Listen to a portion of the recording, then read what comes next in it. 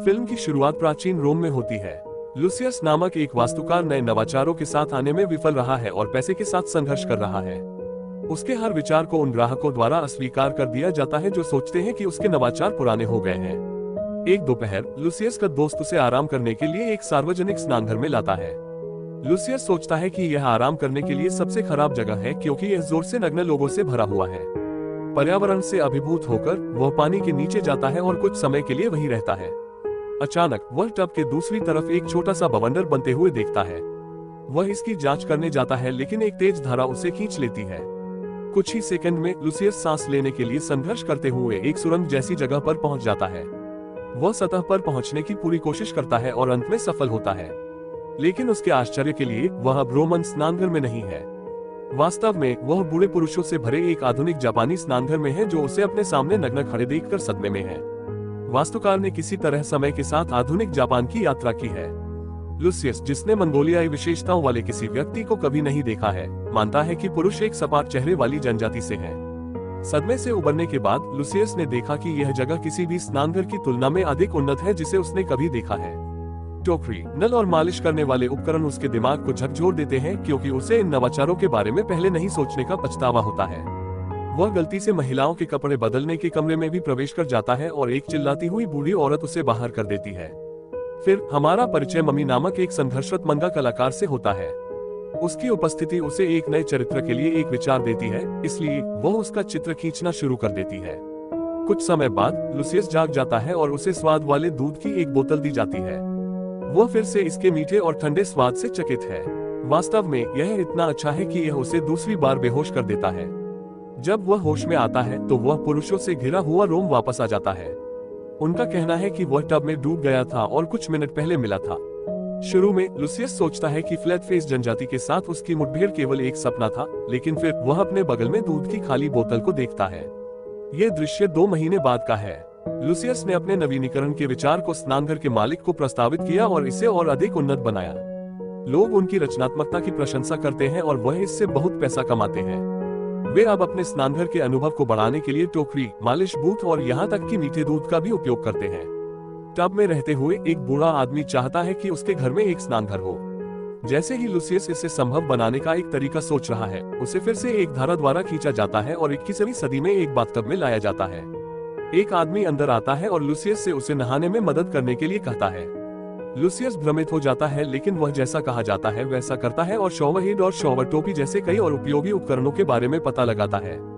संयोग से घर मम्मी का है जो लुसियस को फर्श पर पाता है।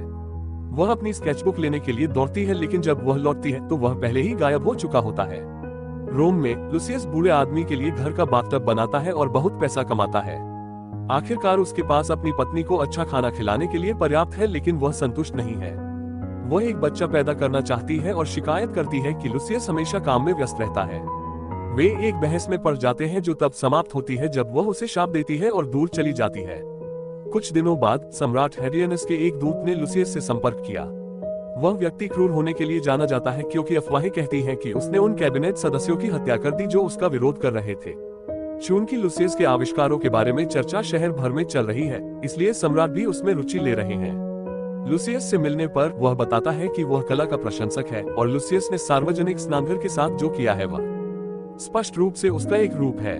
उसके काम से प्रभावित होकर सम्राट चाहता है कि वह अपने लिए व्यक्तिगत स्नान करे। वह मांग करता है कि यह सामान्य से बाहर, अभिनव और कुछ ऐसा होना चाहिए जो पहले कभी नहीं किया गया हो। लुसियस चुनौती को स्वीकार करता है और सम्राट को प्रभावित करना अपना मिशन बनाता है। पूरी रात वह एक भव्य स्नानघर के लिए प्रेरणा की तलाश में शहर में घूमता है, लेकिन उसे कुछ नहीं मिलता है। वह शर्मिंदा है कि उसके सभी विचार एक प्रतिलिपि हैं जिसके लिए उसे श्रेय नहीं मिलना चाहिए।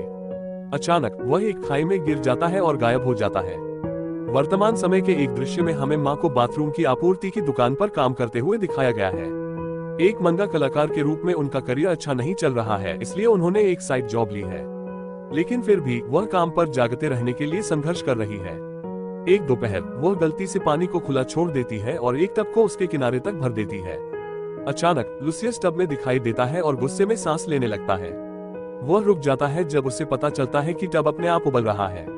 दुकान का प्रबंधक अजीब आदमी के बारे में शिकायत करने जाता है, जिससे मामी और लुसियस को मेलजोल करने का समय मिलता है। लुसियस उसे उस जगह का दौरा करने के लिए कहता है और उसे एक सिक्का देता है। हालांकि मम्मी को भाषा समझ में नहीं आती है, लेकिन वह उसे चारों ओर दिखाती है। लुसियस मूत्रालयों से मंत्रमुग्ध हो जाता है और सोचता है कि मुद्रित शौचालय पत्रों में सपाट चेहरे वाली जनजाति की सफलता के रहस्य हैं। लेकिन जो चीज उसे सबसे ज्यादा आकर्षित करती है वह एक बिडेट है। जब वह उस पर होता है तो उसे ऐसा लगता है कि वह स्वर्ग में है। उसने जो कुछ भी देखा उससे विचार की नकल करते हुए वह रोम लौटता है और सम्राट को अब तक का सबसे अच्छा स्नान घर बनाता है। इसमें पीछे की ओर साफ करने के लिए पानी के निरंतर प्रवाह के साथ एक शौचालय, एक पाइप उड़ाने वाले दासों से बने बुलबुले वाला एक टब, एक चमकता मछली घर और सुगंधित मोमबत्तियां हैं। वह सम्राट की अपेक्षाओं को पार कर जाता है और उसे एक विशेष हार से सम्मानित किया जाता है जिसमें कुत्ते के पैरों और मानव जन्नांगों की एक अनूठी मूर्ति होती है। लुसियस अपनी पत्नी को उपलब्धि दिखाने के लिए घर भागता है, लेकिन पाता है कि वह अपने सबसे अच्छे दोस्त से प्यार कर रही है। भविष्य में एक अच्छी मंगा के लिए विचार उत्पन्न करने में बार बार विफल रहने और साइड जॉब से बाहर निकाले जाने के बाद मम्मी अपने छोटे से गृहनगर लौटती है। वह एक स्थानीय स्नानघर में काम करना शुरू करती है और प्राचीन रोमन इतिहास का अध्ययन करती है। लुसियस से मिले सिक्के और उसके गायब होने ने उसे हैरान कर दिया है और वह जानना चाहती है कि क्या वह वास्तव में अतीत का व्यक्ति है। रोम में वापस लुसियस ने अपनी पत्नी के अपने सबसे अच्छे दोस्त के साथ भाग जाने के बाद जीने की इच्छा खो दी है। एक दिन उसके पास एक दूत आता है जो सम्राट के बारे में चिंतित होता है। ये पता चला है कि सम्राट ने हाल ही में अपने बेटे को खो दिया और सोचता है कि एक मगरमच्छ उसका पुनर्जन्म है। वह चाहता है कि लुसियस एक ऐसी जगह बनाए जहां मगरमच्छ को संग्रहित किया जा सके और उसकी सभी जरूरतें पूरी की जा सके। लुसियस को इसके साथ अतिरिक्त सावधानी बरतनी होगी, क्योंकि अगर जानवर मर जाता है तो सारा दोष उस पर पड़ेगा और उसे राष्ट्रीय अपराधी घोषित कर दिया जाएगा। उसके बाद लुसियस सम्राट के अनुरोध पर पानी के प्रवाह की जांच करने के लिए उनके स्नानघर में जाता है, लेकिन जब वह टब में प्रवेश करता है तो उसे तीसरी बार भविष्य में खींचा जाता है। वह बाहर आता है और खुद को मगरमच्छों के साथ फंसे एक पिंजरे में पाता है। पता चला कि वह एक मगरमच्छ अभयारण्य में है। उसी समय मम्मी भी एक तारीख के साथ अभयारण्य में है जो उसे पसंद नहीं है। वह लड़के से छुटकारा पाने की पूरी कोशिश करती है और लुसियस को पिंजरे के अंदर देखकर खुश हो जाती है। वह उसे बाहर लाती है और उसे अभयारण्य के चारों ओर दिखाती है, अपनी तारीख के बारे में भूल जाती है। लुसियस मगरमच्छों और उनके पसंदीदा निवास स्थान की उचित देखभाल करना सीखता है। मम्मी उसे तीरंदाजी सीखने के लिए भी ले जाती है, ये देखने के लिए कि क्या वह वास्तव में एक रोमन आदमी है। वह उसके संदेह की पुष्टि करते हुए सभी लक्ष्यों को मार देता है। कुछ समय बाद वह एक गर्म झरने में आता है जो उसे अपने समय पर वापस ले जाता है। कुछ महीनों के बाद सम्राट को अपने मगरमच्छ बेटे के प्रजनन के लिए एक सही जगह मिलती है। उन्होंने लुसियस के साथ परिवार की तरह व्यवहार करना शुरू कर दिया है और उन्हें अक्सर महल में आमंत्रित किया है। शहर में सब कुछ ठीक चल रहा है जब तक कि एक दिन सम्राट को विद्रोहियों द्वारा अपने सैनिकों पर हमला करने की सूचना नहीं दी जाती। वे उसके शासन से खुश नहीं हैं और उसे किसी भी कीमत पर गद्दी से उतारना चाहते हैं। सम्राट के सैनिक और विद्रोही 1 साल से अधिक समय तक चलने वाली लंबी और कठिन लड़ाई लड़ते हैं। अब तक सम्राट बूढ़ा हो चुका है और सेवानिवृत्त होने के लिए तैयार है। वह सिंहासन को अपने भतीजे सियोनेस के लिए छोड़ने की योजना बना रहा है। सम्राट के रूप में सियोनेस की पहली परियोजना के लिए वह लोगों का समर्थन प्राप्त करने के लिए एक नया स्नानघर बनाने जा रहा है। इसलिए सम्राट चाहता है कि लुसियस इस परियोजना में अपने भतीजे की मदद करे। ये लुसियस के लिए एक समस्या है क्योंकि उसके सिद्धांत सियोनेस के साथ मेल नहीं खाते हैं, जो घमंडी और गर्वित है। लुसियस जानता है कि अगर वह सम्राट बन जाता है तो रोमन साम्राज्य का पतन अपरिहार्य है। इसलिए इस पर बहुत विचार करने के बाद वह सियोनेस के पास जाता है और उसके लिए काम करने से इनकार कर देता है। सियोनेस उसे याद दिलाता है कि सम्राट के खिलाफ जाना राजद्रोह है जिसके लिए मौत की सजा दी जा सकती है, लेकिन लुसियस अडिग रहता है। वह एक साथी वास्तुकार के पास जाता है और उसे परियोजना लेने के लिए कहता है।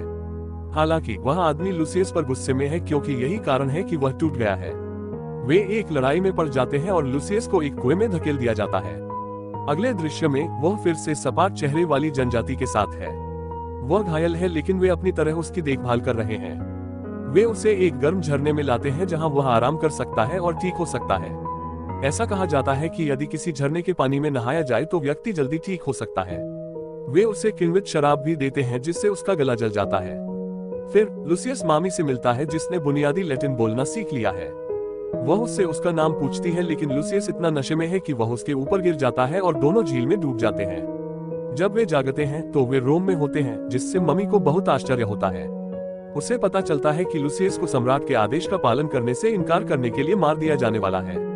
चिंतित वह उसे परियोजना लेने के लिए मनाने की कोशिश करती है लेकिन ये काम नहीं करता है। लुसियस अपनी जान बचाने के लिए अपना सामान लेकर घर से निकल जाता है। इस बीच जापान में बूढ़े पुरुषों का समूह मम्मी की तलाश कर रहा है जब वे झील में गिर जाते हैं। लूसियस की तरह वे भी एक बवंडर में फंस जाते हैं और अतीत में लाए जाते हैं।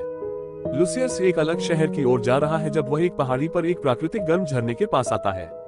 वह सपाट चेहरे वाले आदिवासियों द्वारा अपने साथ किए गए व्यवहार को याद करता है और महसूस करता है कि वसंत सम्राट के घायल सैनिकों के लिए उपयोगी हो सकता है। वह अपने विचार के बारे में बताने के लिए मम्मी के पास जाता है, जिससे वह सहमत हो जाती है। उसके बाद लूसियस सम्राट के पास जाता है और उसे दर्शन प्रस्तुत करता है। उनका ये भी दावा है कि उन्हें एंटोनियस ने वसंत बनाने का निर्देश दिया था। एंटोनियस सिंहासन का एक और संभावित उत्तराधिकारी है जो सियोनियस से बहुत अधिक योग्य है। इसलिए लूसियस चाहता है कि वह उसे सम्राट की नजरों में बेहतर बनाए। वसंत बनाने की अनुमति मिलने के बाद लूसियस, मामी और सपाट चेहरे वाली जनजाति काम पर लग जाती है। अगले कुछ घंटों में वे पहली झोपड़ी बनाते हैं। धीरे धीरे वसंत ऋतु के आसपास कई घर बनाए जाते हैं और वे सैनिकों के लिए विश्राम स्थल बन जाते हैं। जनजाति घायलों की देखभाल करती है और उन्हें जल्दी ठीक होने में मदद करती है। वे ऐसा करने के लिए आधुनिक चिकित्सा के अपने ज्ञान का भी उपयोग करते हैं। कुछ महीनों बाद सैनिक विद्रोहियों के खिलाफ लड़ाई जीत जाते हैं। वे शराब पीकर और नृत्य करके जश्न मनाते हैं। लूसियस और मम्मी एकांत में बैठते हैं और लंबे समय तक बातचीत करते हैं। एक साथ काम करने के दौरान उनमें एक दूसरे के लिए भावनाएं विकसित हुई हैं। लूसियस जीवन में अब तक का सबसे खुश व्यक्ति है, लेकिन वह तब तक है जब तक कि सपाट चेहरा वाली जनजाति अचानक गायब नहीं हो जाती। मम्मी भी उसकी आंखों के सामने गायब होने लगती है, लेकिन उससे पहले वह उसे बताता है कि रोम की ओर जाने के कई रास्ते हैं। अगले दृश्य में सम्राट एंटोनियस को अपना सलाहकार बनाता है। लूसियस को युद्ध में दिखाई गई बहादुरी के लिए नागरिकों के सामने सम्मानित भी किया जाता है। लोग स्वीकार करते हैं कि उनके बिना वे कभी नहीं जीतते। इस बीच मम्मी ने भविष्य में एक नया जीवन शुरू कर दिया है। एक दिन वह शहर में चल रही है जब वह लूसियस को एक तालाब से बाहर निकलते हुए देखती है। फिल्म का अंत तब होता है जब वे एक दूसरे से फिर से मिलते हैं।